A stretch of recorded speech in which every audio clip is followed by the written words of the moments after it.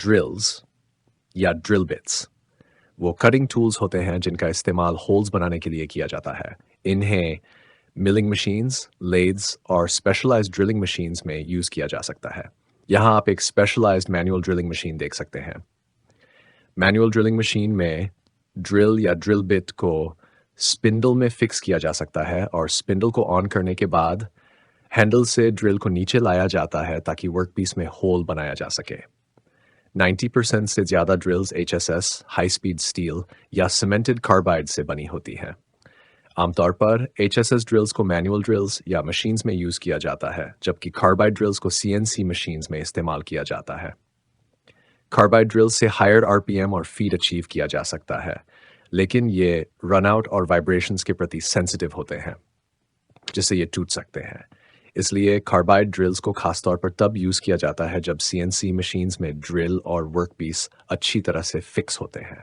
Drill के selection और operation पर कई पैरामीटर्स असर डालते हैं। सबसे पहले मटेरियल। यहाँ मटेरियल का मतलब उस मटेरियल से है जिसमें आपको ड्रिल करना है, जैसे cast iron, steel, stainless steel या कोई और। हर मटेरियल के लिए अलग ड्रिल होती है जिसमें स्पेसिफिक जियोमेट्री, कोटिंग और मटेरियल होता है। ड्रिलिंग की एक बड़ी चैलेंज खासतौर पर लॉन्ग और स्मॉल डायमीटर होल्स में मशीनिंग चिप्स का इवैक्यूएशन होता है। ड्रिल्स के बॉडी पर ट्विस्ट्स या फ्लूट्स होते हैं जो चिप्स को बाहर गाइड करते हैं। इन फ्लूट्स का शेप उन्हें स्पेसिफिक डेप्थ्स के लिए सूटेबल बनाता है। आमतौर पर ड्रिल्स कैटलॉग्स में इस तरह रेट की जाती हैं कि वो होल डायमीटर से 2, 3, 5 या उससे ज़्यादा गहराई तक होल्स एफिशिएंटली बना सकती हैं। एक और इम्पॉर्टेंट पैरामीटर मशीन कॉन्फ़िगरेशन है, चाहे वो हॉरिजॉन्टल हो या वर्टिकल मशीन हो। Chip evacuation generally horizontal machines में आसान होता है, इसलिए लॉन्ग होल्स के लिए हॉरिजॉन्टल मशीन्स को प्रेफर किया जाता है। टॉलरेंस रिक्वायरमेंट्स भी क्रूशियल है। कार्बाइड ड्रिल्स ज़्यादा रोबस्ट होते हैं HSS ड्रिल्स की तुलना में, जिससे आप कार्बाइड ड्रिल्स से बेहतर टॉलरेंसेस हासिल कर सकते हैं। मशीन की पावर और स्टेबिलिटी भी रोल प्ले करते हैं। कार्बाइड ड्रिल्स को स्टेबल और पावरफुल मशीन्स में यूज़ करना चाहिए, नहीं तो वे टूट सकती हैं। वहीं दूसरी ओर HSS ड्रिल्स वाइब्रेशन और इंस्टेबिलिटी को बेटर टॉलरेट करती हैं, इसलिए इन्हें अक्सर मैनुअल मशीन्स में यूज़ किया जाता है।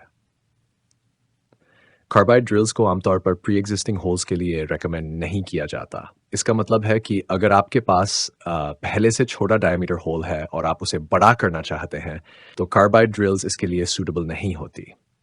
दूसरे शब्दों में कहें तो कार्बाइड ड्रिल्स को काउंटर बोरिंग के लिए रेकमेंड नहीं किया जाता, क्योंकि प्री एग्जिस्टिंग होल का एक्सेस और कार्बाइड ड्रिल का अलाइनमेंट सही नहीं हो सकता, जिससे ड्रिल बेंड हो सकती है और टूट सकती है, क्योंकि कार्बाइड ड्रिल्स ब्रिटल होती हैं। कार्बाइड ड्रिल्स रीग्राइंडेबल होती हैं, लेकिन इसके लिए आपको इसे एक ऐसे फैसिलिटी में भेजना पड़ता है जहाँ CNC ग्राइंडिंग मशीन हो। आपको इन्हें रीकोटिंग की भी ज़रूरत पड़ सकती है, इसलिए रीग्राइंडिंग कुछ ऐसा नहीं है जिसे आप अपने वर्कशॉप में कर सकें। वैकल्पिक रूप से आप इंसर्ट्स वाली ड्रिल्स का इस्तेमाल कर सकते हैं, जिनमें जब इंसर्ट डल हो जाता है तो उसे चेंज किया जा सकता है। इंडेक्सेबल इंसर्ट्स वाली ड्रिल्स का इस्तेमाल आमतौर पर लार्जर डायमीटर्स के लिए किया जाता है। सच कहूँ तो मैंने कभी भी 6 मिलीमीटर्स या क्वार्टर इंच से छोटे डायमीटर की इंडेक्सेबल इंसर्ट ड्रिल नहीं देखी, क्योंकि इंसर्ट को अकोमोडेट करने के लिए स्पेस चाहिए होता है। इंडेक्सेबल इंसर्ट्स से बनाए गए होल्स उतने एक्यूरेट नहीं होते जितने कि पूरी तरह कार्बाइड ड्रिल्स से बने होल्स होते हैं, लेकिन ये होल्स बनाने में एक्सीलेंट होते हैं जहां हाई एक्यूरेसी की ज़रूरत नहीं होती। स्पॉट ड्रिलिंग किया जाता है ताकि मेन ड्रिल को ठीक से लोकेट किया जा सके। स्पॉट ड्रिलिंग के लिए एक शॉर्ट ड्रिल का इस्तेमाल किया जाता है, जिसकी टिप एंगल मेन ड्रिल से बड़ी होती है। यहाँ आप 2 डिविट्स देख सकते हैं, एक सही एंगल के साथ और एक गलत एंगल के साथ, क्योंकि डिविट का एंगल ड्रिल के एंगल से छोटा है। स्पॉट ड्रिलिंग का मुख्यतः इस्तेमाल तब किया जाता है जब मेन ड्रिल HSS होती है, ना कि कार्बाइड, या जब वर्कपीस की सरफेस अनइवन होती है, या जब मेन ड्रिल का डायमीटर के मुकाबले लेंथ ज़्यादा होता है। गन ड्रिल्स का इस्तेमाल डीप होल ड्रिलिंग के लिए किया जाता है। डीप होल ड्रिलिंग से तात्पर्य उन एप्लीकेशन से है जहां होल की डेप्थ और डायमीटर का रेशियो काफ़ी हाई होता है। डीप होल ड्रिलिंग में चाहे आप गन ड्रिल्स या अन्य टूल्स यूज़ कर रहे हों, कूलेंट और उसका प्रेशर बहुत महत्वपूर्ण होता है। कूलेंट लुब्रिकेशन का काम करता है, टूल को ठंडा रखता है और चिप्स को वॉश अवे करता है। डीप होल ड्रिलिंग में कूलेंट प्रेशर हाई होता है और सभी मशीन्स के पास वो पंप्स नहीं होते जो आवश्यक प्रेशर दे सकें। डीप होल ड्रिलिंग टूल्स में चैनल्स होते हैं जिनसे कूलेंट टूल की टिप तक फ्लो होता है। डीप होल ड्रिलिंग के लिए जो मशीन्स यूज होती हैं उनमें टूल के बॉडी से होकर कूलेंट फ्लो करने की कैपेबिलिटी होनी चाहिए। इसी के साथ ड्रिलिंग सेशन को मैं कंक्लूड करता हूँ। अगली सेशन में हम टैप्स और थ्रेड मिल्स के बारे में बात करेंगे। ठीक है, इस सेक्शन में हम टैप्स के बारे में बात करेंगे। टैप्स का उपयोग किसी छेद के अंदर थ्रेड्स बनाने के लिए किया जाता है। टैप्स पर बात करने से पहले आइए थोड़ा थ्रेड्स के बारे में जान लेते हैं। यहाँ आप एक इंटरनल थ्रेड देख सकते हैं जिसमें कुछ मार्क डायमेंशंस हैं। अगर ये एक मेट्रिक थ्रेड है, मान लीजिए M10 इन 1.5 मिलीमीटर, इसका मतलब है कि थ्रेड का डायमीटर जो B से मार्क किया गया है 10 मिलीमीटर है और थ्रेड पिच 1.5 मिलीमीटर है। वैसे पिच का मतलब होता है कि थ्रेड के एक पॉइंट से उसके एडजेसेंट थ्रेड पर समान पॉइंट तक की दूरी, और इसे यहाँ A से दिखाया गया है। स्टैंडर्ड या इंच थ्रेड्स के लिए ये थोड़ा अलग होता है। उदाहरण के लिए अगर ये एक स्टैंडर्ड थ्रेड होता जिसकी sides 1/4 inch, quarter of an inch और IT टीथ होते, तो इसका मतलब होता कि थ्रेड का डायमीटर 1/4 इंच है और 1 इंच में टीथ होते हैं। अब ऐसे इंटरनल थ्रेड्स बनाने के लिए आप एक टेप का उपयोग कर सकते हैं। यहाँ बाईं तरफ आप एक टेप देख सकते हैं। ये टेप मशीन में उपयोग किया जा सकता है। इस तरह के टेप्स स्पेसिफिक डायमीटर और पिच वाले थ्रेड्स बना सकते हैं। मैं ये इसलिए कह रहा हूँ क्योंकि थ्रेड मिल्स कई डायमीटर के लिए थ्रेड्स बना सकते हैं। मैं उनके बारे में बाद में बात करूँगा। कुछ टेप्स को टेप रिंच से अटैच किया जा सकता है और ऑपरेटर टेप को घुमाकर थ्रेड्स बना सकता है।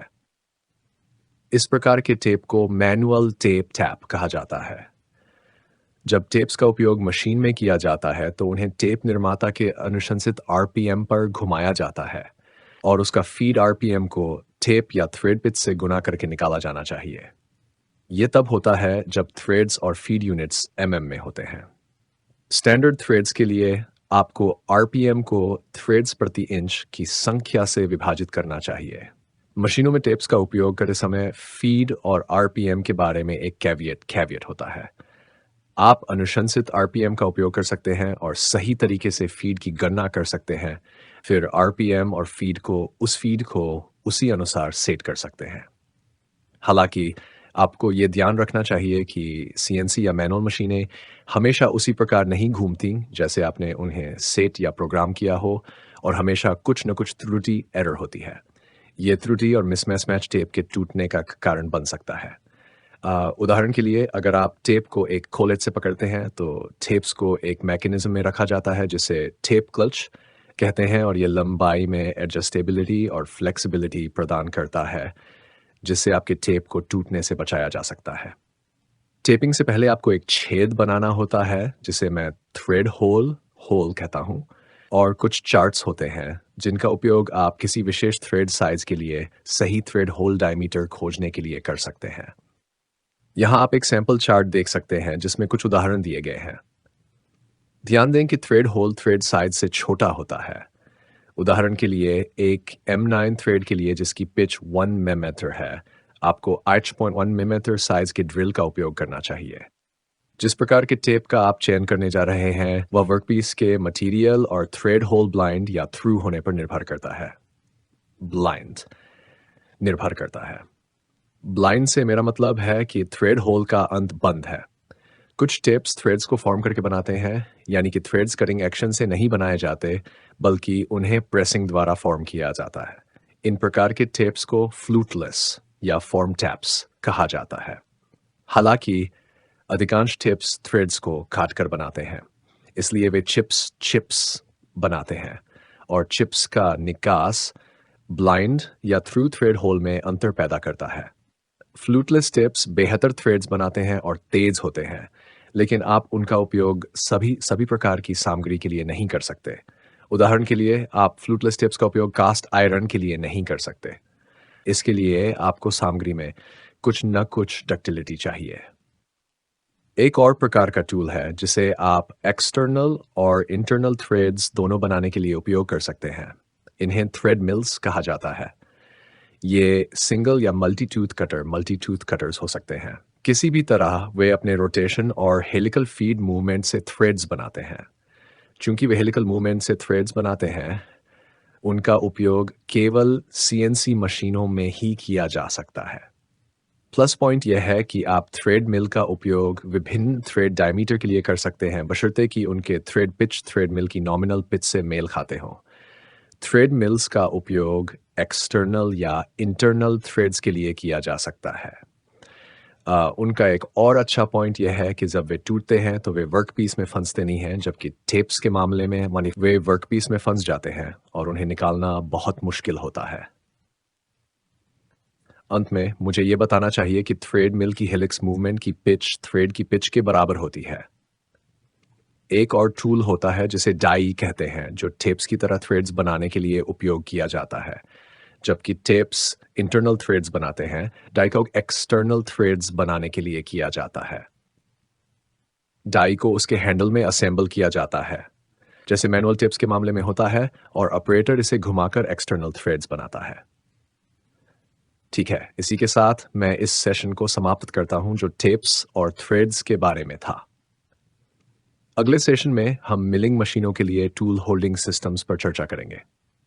इन दिस सेशन हम डिस्कस करेंगे tool holding systems for milling machines.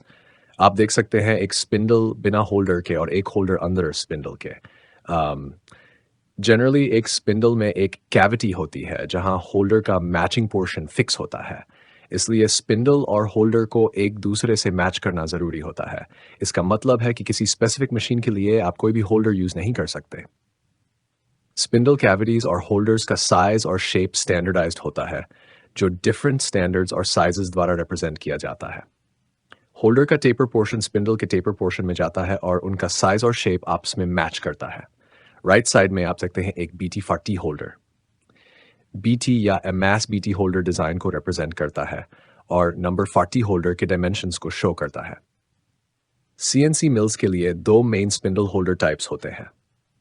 पहला है NMTB टेपर फैमिली, जहां स्पिंडल कैविटी और होल्डर के मैचिंग पोर्शंस स्टीप टेपर्स होते हैं। पिक्चर में टेपर होल्डर के डिफरेंट पार्ट्स को नाम दिया गया है, जैसे पुल स्टड, होल्डर टेपर और holder flange. NMTB family holders के लिए डिफरेंट डिजाइन्स होते हैं, जैसे ISO 73881, BT, CAT, DIN 28D और अन्य। इन सभी डिजाइन्स का टेपर तो सेम होता है, लेकिन फ्लैंजेस और पुल स्टड्स के डिजाइन्स में डिफरेंसेस होते हैं। टेपर होल्डर्स को उनके साइज द्वारा भी कैटेगराइज किया जाता है, जो नंबर्स लाइक 10, 15, 20, 25, 30, 35, 40, 45, 50 और 60 से रिप्रेजेंट होते हैं। बड़ा नंबर एक लार्जर होल्डर को रिप्रेजेंट करता है, जो ज़्यादा स्टेबल और एक्यूरेट होता है, लेकिन महंगा भी होता है और टिपिकली लो RPMs के लिए यूज़ किया जाता है।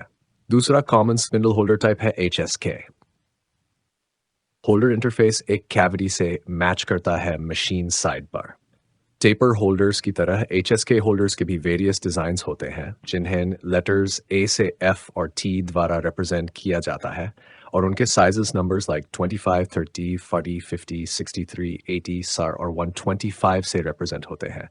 Generally HSK holders high RPMs के लिए डिज़ाइन की गई मशीन्स और स्पिंडल्स में यूज़ होते हैं। मशीन स्पिंडल कौन सा होल्डर यूज़ करता है? ये यूजुअली उसके कैटलॉग में मेंशन होता है या CNC मशीन के बॉडी पर अटैच्ड लेबल पर प्रिंटेड होता है। एग्जाम्पल के लिए यहाँ एक लेबल है एक हास मशीन से, जो दिखाता है कि वह BT30 होल्डर्स एक्सेप्ट करती है। अपार्ट फ्रॉम टेपर और HSK होल्डर्स, कुछ और होल्डर्स भी होते हैं जो टिपिकली टूल मैन्युफैक्चरर्स स्पेसिफिक होते हैं, जैसे कैप्टो सिस्टम बाय सैंडविक कोरोमैंट। ये सिस्टम्स टेपर या HSK सिस्टम्स जितने वाइडली यूज नहीं होते। एक और टेपर टाइप है मोर्स टेपर, जो मेनली ड्रिल्स के लिए यूज होता है विद अ टेपर शैंक या लेथ टेल स्टॉक्स के लिए। ये टेपर डिज़ाइन किया गया था मिड 1860s में, और ऑल्दो ये एक ओल्ड डिज़ाइन है, यह आज भी कॉमन होल्डिंग सिस्टम है। डिफरेंट मेथड्स यूज़ किए जा सकते हैं टूल को होल्डर के अंदर फिक्स करने के लिए। यहाँ आप देख सकते हैं एक कॉलेज जो एंड मिल को उसके शैंक से पकड़ रहा है। कॉलेट्स इंटरचेंजेबल होते हैं और अलग अलग साइजेस के कॉलेट्स को सेम होल्डर के साथ यूज़ किया जा सकता है, जिससे फ्लेक्सिबिलिटी मिलती है different and mill shank sizes के लिए। However, collets हाई फोर्सेस या लो रनआउट की आवश्यकता में बेस्ट चॉइस नहीं होते। कॉलेट्स एक फ्लेक्सिबल स्ट्रक्चर रिप्रेजेंट करते हैं और जब कॉलेट नट द्वारा होल्डर सरफेस पर प्रेस किया जाता है तो वे एंड मिल को पकड़ लेते हैं। कॉलेट्स एंड मिल शैंक्स को एक रेंज के अंदर होल्ड कर सकते हैं। फॉर एग्जाम्पल, एक ER16 कॉलेट जनरल साइज और डायमेंशन को रिप्रेजेंट करता है और 2-3 मिलीमीटर्स की रेंज शैंक डायमीटर को इंडिकेट करती है, जिसे ये होल्ड कर सकता है। कुछ एंड मिल शैंक्स जैसे वेल्डन या विस्टल नॉच शैंक्स, उनके शैंक पर एक नॉच होता है जो होल्डर के साथ एक साइड क्लैंप या बोल्ट यूज करने की अनुमति देता है। ये टाइप का होल्डर एक बहुत स्ट्रॉन्ग ग्रिप प्रोवाइड करता है और हाई फोर्सेस को विथस्टैंड कर सकता है। हाउएवर, कॉलेट सिस्टम की तुलना में होल्डर का शैंक होल एंड मिल के डायमीटर से मैच होना चाहिए, जो फ्लेक्सिबिलिटी को रिड्यूस करता है। ये होल्डर्स सिंगल और डबल वेल्डन शैंक्स और विसल नॉट शैंक्स के लिए सूटेबल होते हैं। फेस मिल्स को यूजुअली शेल होल्डर के साथ अटैच किया जाता है।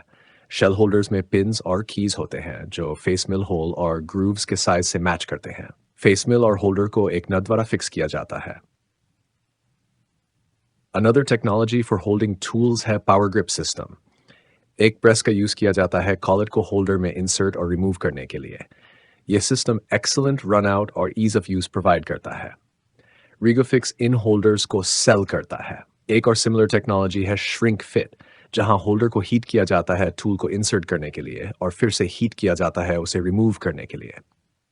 दोनों सिस्टम्स अच्छा रन आउट ऑफर करते हैं, लेकिन कॉलेट सिस्टम से ज़्यादा महंगे होते हैं। इस सेशन में हमने डिस्कस किया different holders for rotating tools. Next session में मैं टूल मैन्युफैक्चरर्स के बारे में बात करूंगा।